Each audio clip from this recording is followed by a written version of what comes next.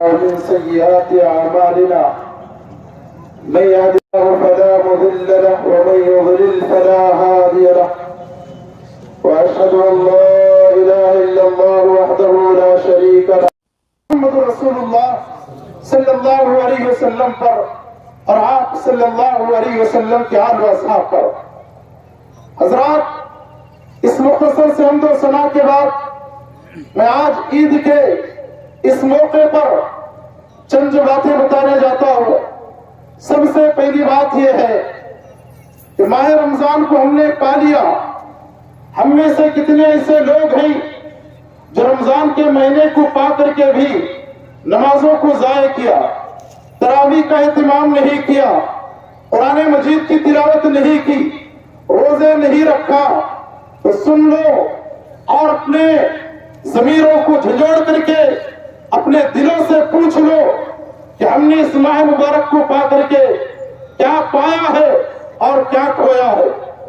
لیس العید لمن لبس الجدید. عید اس کی نہیں ہے جو نئے کپڑے پہن کر کے عیدگاہ میں آ جائے. انما العید لمن خاف الوعید. بلکہ عید تو اس کی ہے جو اللہ تبارک و تعالیٰ کی پکڑ سے ڈرے، اللہ کے عذاب سے ڈرے، اللہ تبارک و تعالیٰ کا عذاب اپنے سینوں میں رکھ کر کے جیے، اللہ کا خوف اپنے دلوں میں رکھ کر کے جیے، اللہ کی وعید سے، اللہ کے پکڑ سے جو بچ کر کے جیتا ہے، اصل میں اسی کی عید ہے. اسی کی عید ہے. بہترین خوشبو لگانا، بہترین کپڑے پہننا اور عمدہ لباس پہن کر کے عیدگاہ میں آ کر کے سمجھنا کہ ہم عید الفطر منا رہے ہیں، تو اس کی عید نہیں ہو سکتی.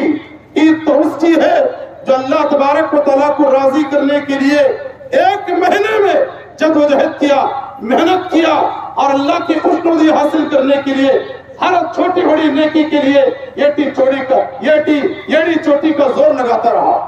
حضرات، اس کے بعد دوسری بات یہ ہے کہ ہم میں سے بہت سارے لوگ ماہ رمضان کو پا کر کے روزے رکھے، بہت سارے لوگ صدقات و خیرات دیے، بہت سارے لوگ تراویح کا اہتمام کیے، بہت سارے لوگ ہم نے ہر طرح سے نیکی میں سبقت لے جانے کی کوشش کی. مگر اپنے دلوں سے پوچھو، اپنے جسم میں دوڑنے والے خون سے سوال کرو، اپنے جگر کو ٹٹولو، اپنے دماغ کو کھنگال کر کے یہ بات پوچھ لو کہ کیا میں نے ہر نیکی کا کام رب کی رضا کے لیے کیا ہے؟ کیا میں نے ہر نیکی کا کام خالص اللہ کو خوش کرنے کے لیے کیا ہے؟ کیا میں نے کسی غریب کو کھانا کھلایا تو اللہ کو خوش کرنے کے لیے کھلایا؟ کیا میں نے کسی کو زکات نکال کر کے دیا اللہ کو خوش کرنے کے لیے دیا؟ یاد رکھیے، اگر ہم اللہ کی خوشنودی کے لیے کام کیے تو یقیناً اللہ تبارک و تعالیٰ اگر ہمارے اندر چند اعمال نہ ہو تو ہمارے اس عمل کو قبول کرتا ہے. اگر ہمارے اندر چند اعمال ہو اور ہم نیکی کا کام بھی کریں، اللہ تبارک و تعالیٰ اسے قبول نہیں کرتا. اس لحاظ سے تین باتیں میں آپ کو بتاتا ہوں. انسان نیکی کا کام کرنے کے باوجود بھی اللہ تبارک و تعالیٰ قیامت کے دن اس کی طرف نظر رحمت سے نہیں دیکھتا. نسائی شریف کی حدیث ہے، آپ صلی اللہ علیہ وسلم نے فرمایا ثلاثۃ لا ينظر اللہ علیہم. لوگوں سن لو، تین قسم کے لوگ وہ ہیں اللہ تبارک و تعالیٰ قیامت کے دن انہیں رحمت کی نظر سے نہیں دیکھتا، رحمت کی نظر سے ان لوگوں کو نہیں دیکھتا، اور ان کا یہ عمل اس وقت تک قبول نہیں ہوتا جب تک وہ ان اعمال سے باز نہ آ جائیں. اللہ کے نبی صلی اللہ علیہ وسلم نے ان میں سے سب سے پہلے یہ کہا العاق لوالدین. جو نوجوان اپنے ماں باپ کا نافرمان ہے، نماز پڑھ رہا ہے، ماں کو گالیاں دے رہا ہے، نماز پڑھ رہا ہے، باپ کو برا بھلا کہہ رہا ہے، نماز تو پڑھ رہا ہے مگر ماں باپ کے ساتھ اس کا اچھا سلوک نہیں ہے، غریبوں کی مدد تو کر رہا ہے، بوڑھی ماں بیمار ہے دوا کا انتظام نہیں کر رہا ہے، اور اس کے علاوہ روزے داروں کو کھانا تو کھلا رہا ہے مگر ماں باپ کو کھانے تک کا پوچھ کر کے نہیں دیکھتا، تو ایسی صورت میں سن لو، کان کھول کر کے میری یہ بات سن لو، اگر تم ماں باپ کو ناراض کرتے رہو گے اللہ تبارک و تعالیٰ بھی تم سے ناراض رہے گا. کیونکہ والدین کی رضامندی میں رب کی رضامندی ہے، ماں باپ کی ناراضگی میں اللہ کی ناراضگی ہے. اسی لیے نوجوانوں اپنے ماں باپ کے ساتھ اچھا سلوک کرو.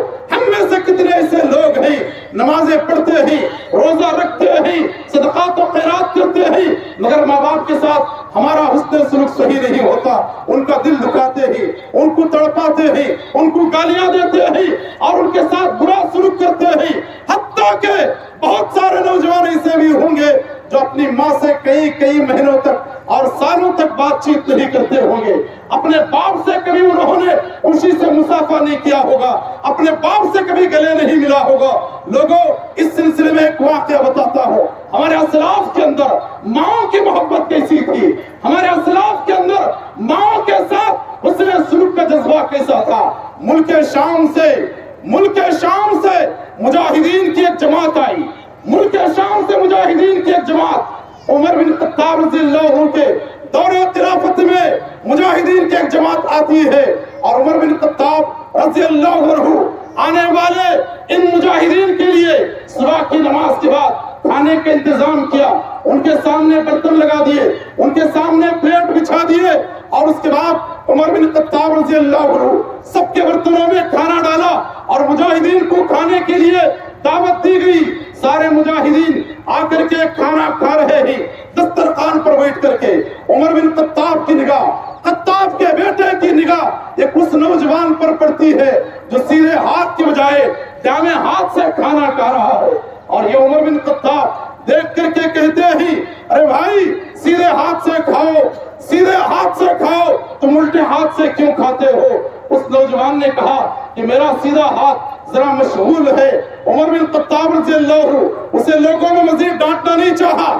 بعد میں کھانے سے فارغ ہونے کے بعد اس نوجوان کو بلائے اور کہا کہ تجھے کس چیز نے روکے رکھا, کون سا, یعنی تیرا دائیں ہاتھ کس کام میں مشغول تھا, تو نے سیدھے ہاتھ سے کھانے کے بجائے الٹے ہاتھ سے کیوں کھایا؟